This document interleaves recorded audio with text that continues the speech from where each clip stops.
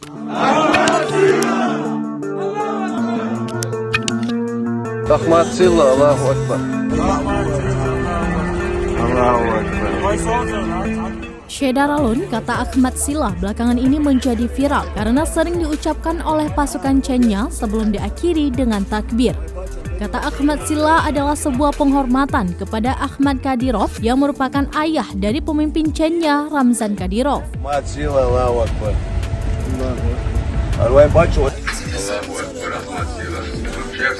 Ahmad Kadyrov terbunuh pada tahun 2004 lalu dalam ledakan bom di Stadion Kota Grozny saat sedang berlangsungnya perayaan nasional. Kata pejabat keamanan, bom itu kemungkinan dipasang dalam dinding beton di stadion yang baru saja dipugar.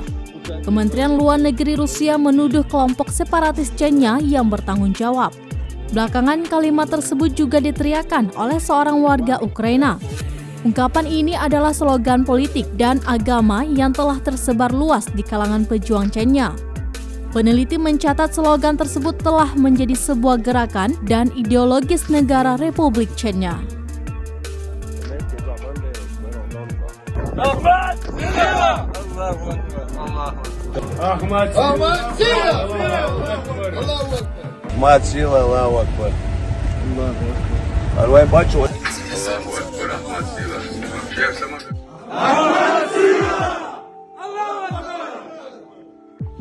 Ahmad Silla, Allahu Akbar.